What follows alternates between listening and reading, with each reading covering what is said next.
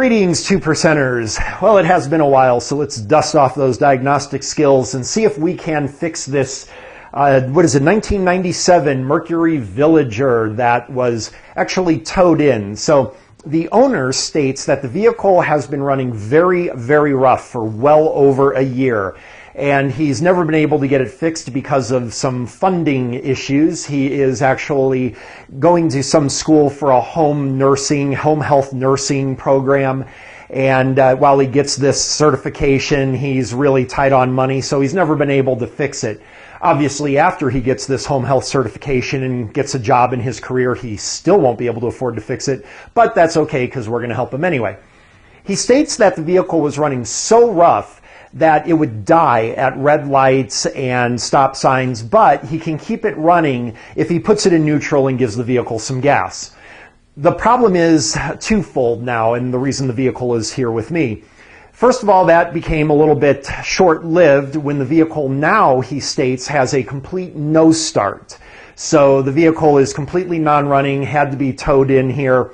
And he states he was doing some research on the internet and YouTube, came across my channel, found out that I was local to him. He contacted me asking if I would take a look at it, and I agreed to look at it. So we're going to basically not charge anything here except for parts if we need them, and see if we can get a diagnosis on what's going on. So let's see if we can reproduce the symptoms, and we'll see how this works out.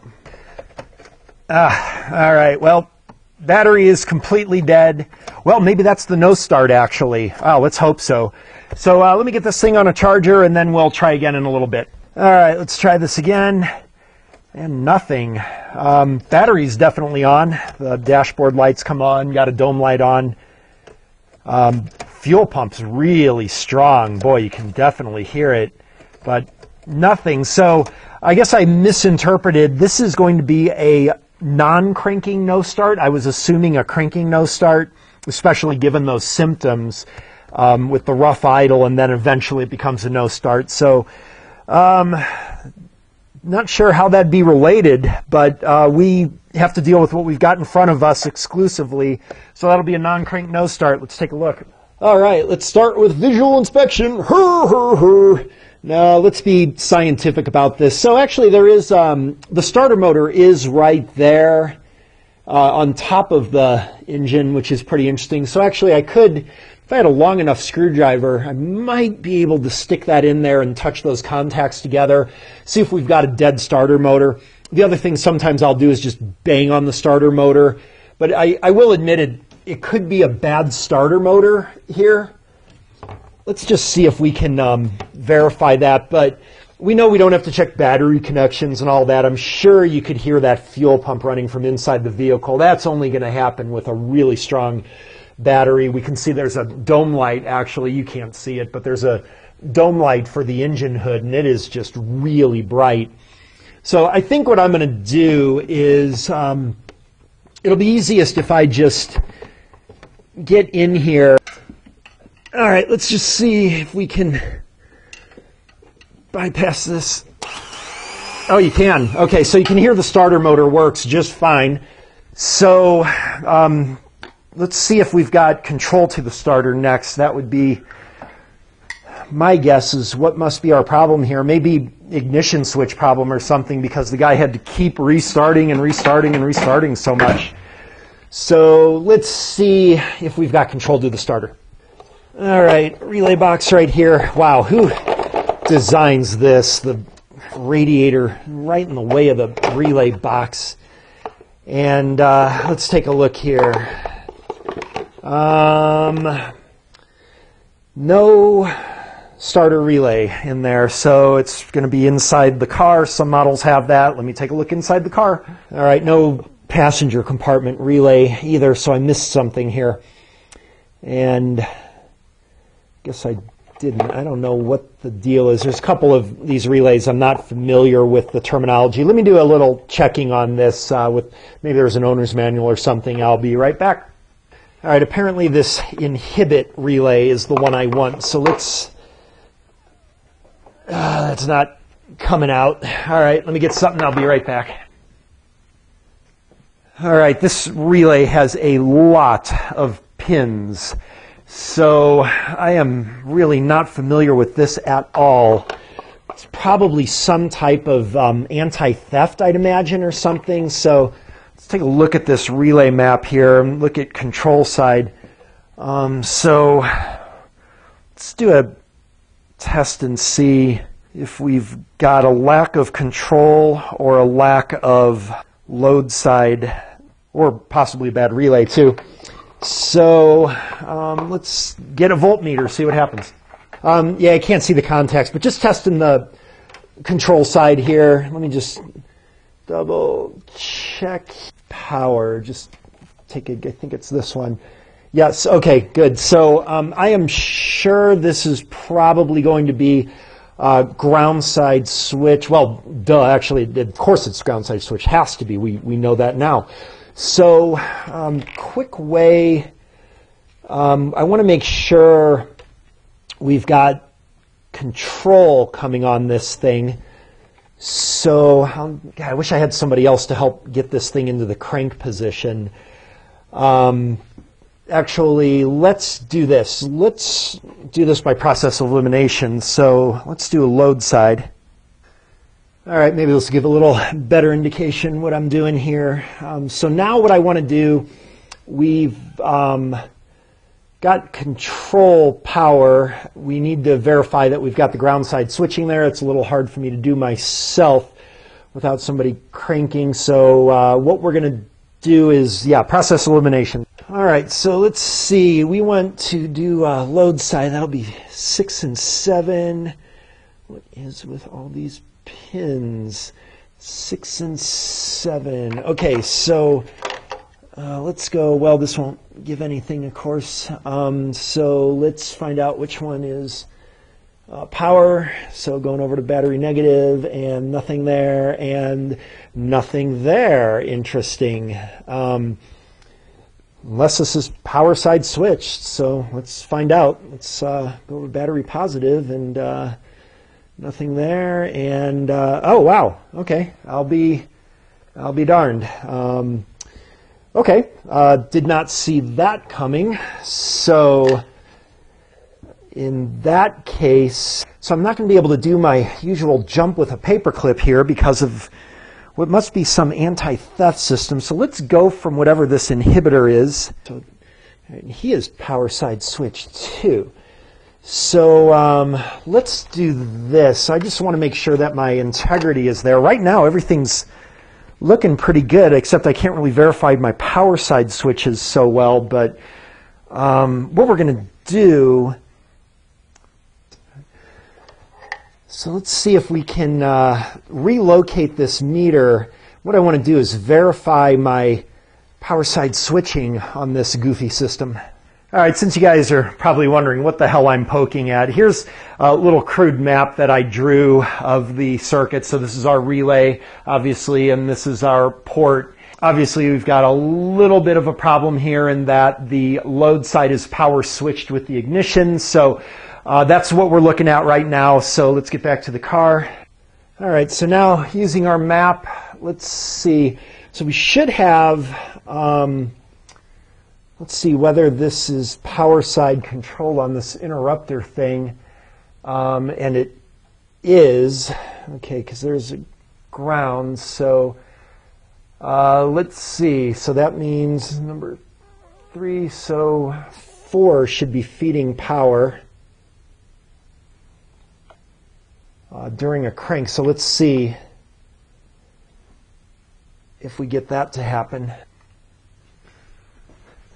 All right, let's start this, and all right, kind of looking bad for this relay, I would say. Probably easier to just test the relay at this point. So let's go over to the workbench and test this relay. Let's just start off with basics. So let's do a continuity test on the control side. So let's test our lead there. That works great. So make sure we're in view here. Wow. Check that out.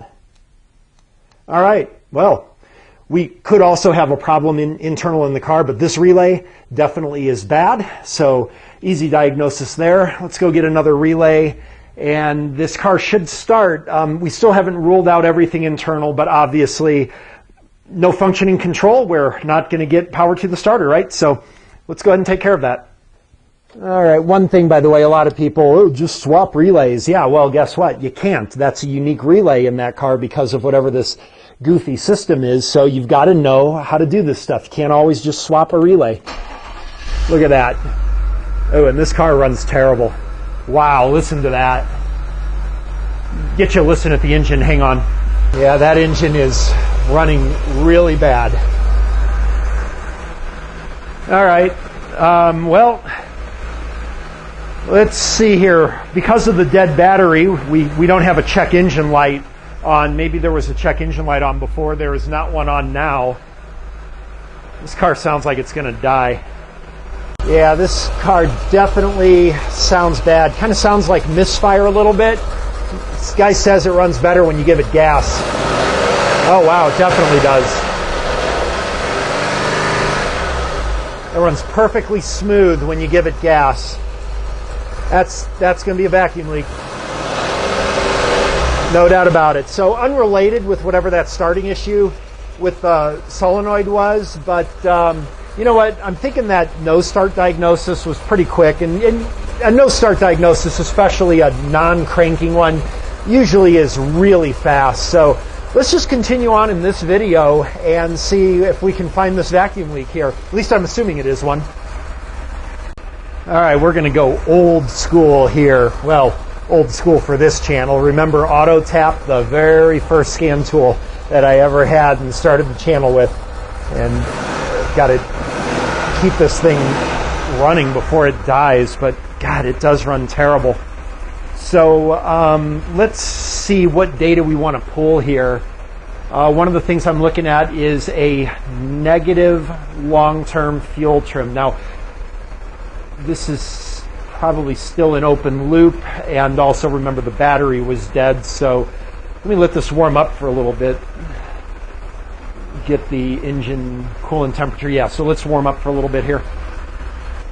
All right, just entered closed loop, so let's get some data. And obviously, no brainer here. We're going right for that fuel trim. We are going to want long-term and short-term, so let's get long-term there. And let's get short-term I saw earlier. Okay. And I'd like to get a bank 1 oxygen sensor on here too, so let's do that on a different graph. That's one of the things I really like. AutoTap's still the best user interface of any scan tool I've ever seen. Yeah, it's no longer supported and everything, but all right, we just need sensor 1, obviously.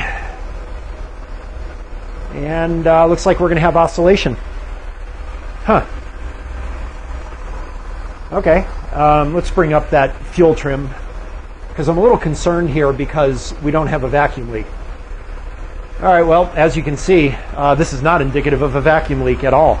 So, well, that saves some time with the visual inspection, doesn't it? Man, we would have been looking all over for a vacuum leak to no avail.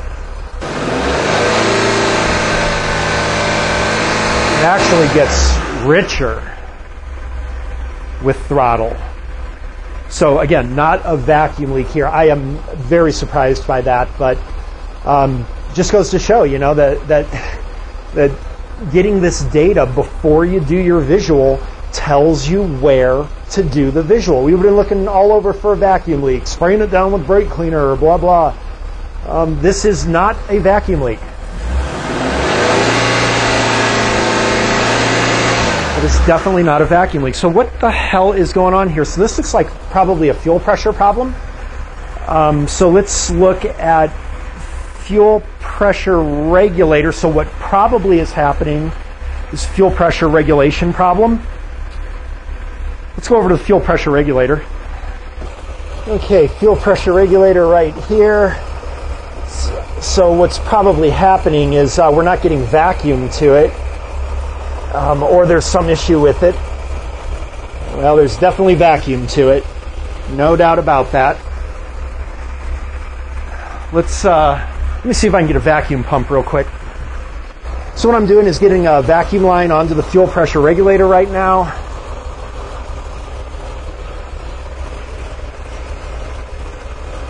Okay, and I'm going to apply vacuum. Okay, we can see it holds vacuum. See that? And we'll eventually get stabilization of that fuel trim again, like that. Okay, this is not a fuel pressure regulator problem. Wow. All right, got that fuel pressure regulator vacuum hose back on, and you can see that we're normalizing again back to before. And it's not overly rich. And also notice my long-term trim is not changing. I just noticed that. So what's going on with my long-term trim? Let's see if we can get reaction with that. Nope, it does function. So long-term trim at only -7, and we see the short-term. Obviously, we're ruling out regulator problem. Fuel pressure is kind of coming to mind, except for one problem, and that is that it actually runs a lot better under load. That would not be indicative of a problem with fuel pressure, but I am inclined. Let's see if we've got a Schrader valve on this thing.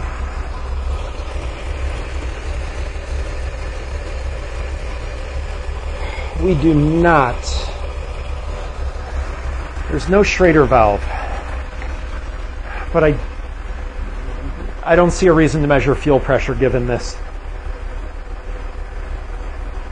Let's try getting the throttle up again.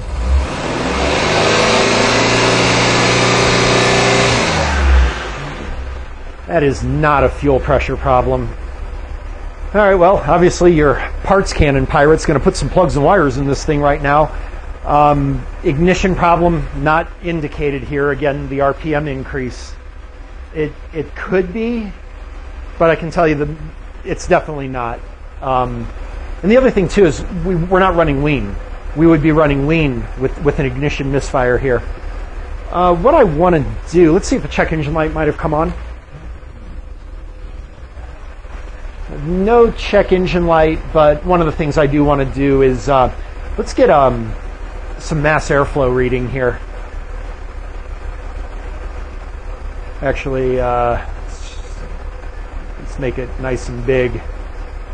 Gosh, another nice thing about auto tap. So let's see what we want to do. This could be a timing problem for sure.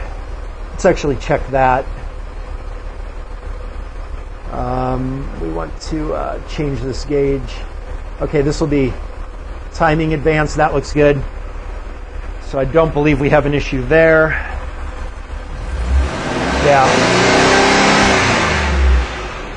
I am quite convinced we don't have an issue there. I'd like to get a map reading. I don't have map up here, but we do have math. So let's get a math reading.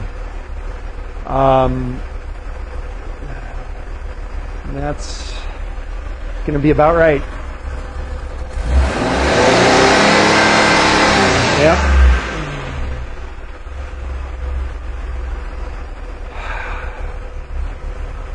All right, running out of ideas here. Let's look at throttle position, see if we can graph that. That I doubt is going to be an issue, but let's see if we've got that available. We do. Okay.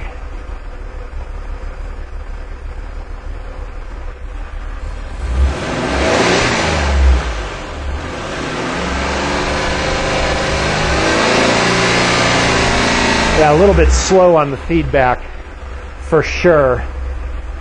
Let's get a wide open throttle blip here. Yep, good. Well, most anybody else is going to say, hey, you got a smoke machine, put the smoke machine on it. Why? Why would I put a smoke machine on a car that does not have a vacuum leak? It makes no logical sense. It makes no logical sense in the same way that putting plugs and wires in this thing is going to make no difference. What are some variables that this could be? Maybe some high fuel pressure. So instead of low fuel pressure causing this, maybe there's a really, really high fuel pressure for some reason. And that's why it's running better under load but not with idle.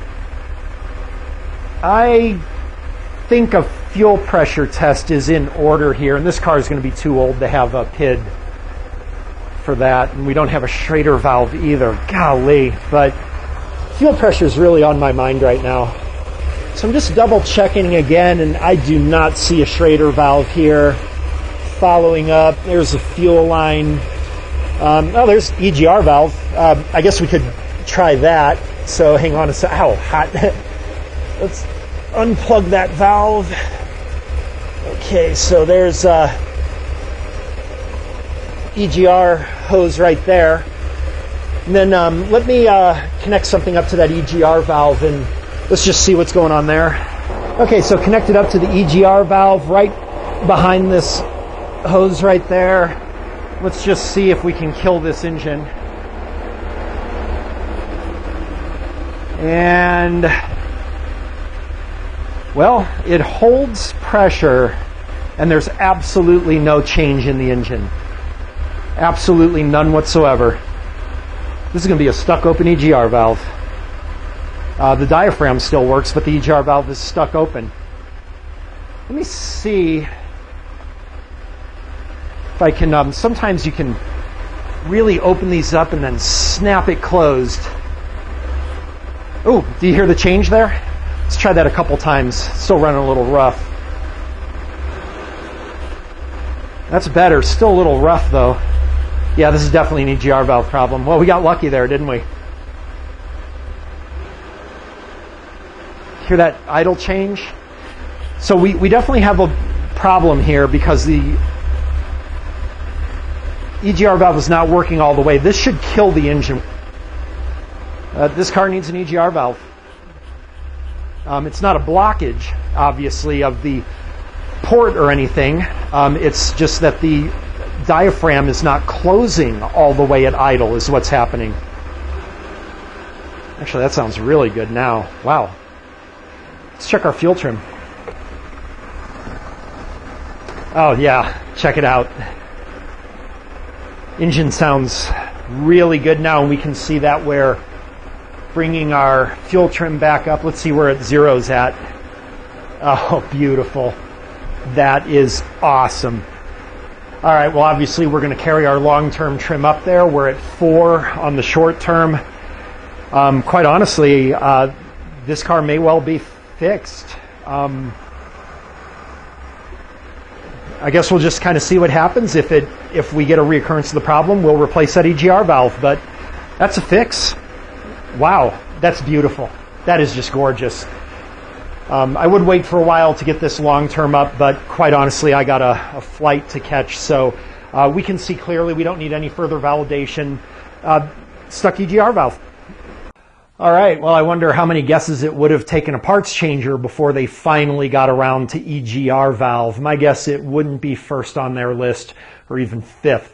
But we did get a little bit lucky there. It just happened to be as I was going to put the fuel pressure gauge on, I saw the EGR valve, made me think that's a viable variable. And yeah, had the EGR valve been located somewhere on the back of the engine, I would have put a fuel pressure test on, seen that's not the problem. But we still would have got there eventually. But that's science for you. Science, it works, bitches. Wait a minute. Science, it works, bitches. Because of our scientific methodological approach, we changed only the parts that needed to be changed. In fact, we probably will get away with no parts on the rough idle thing. We'll see how the EGR valve holds up. But all we spent was just a few bucks for the relay for the starter. That's it. So that's how we do it on this channel. No guessing, no parts cannon. Just get right to the source of the matter, fix it, and let's move on. Speaking of which, I will try to be back with another video sooner rather than later. I know some of you guys are wondering what's up with the pay channel. We'll catch you up on that as soon as I get some free time. So hang in there with me. Don't do anything different, and I'll be back.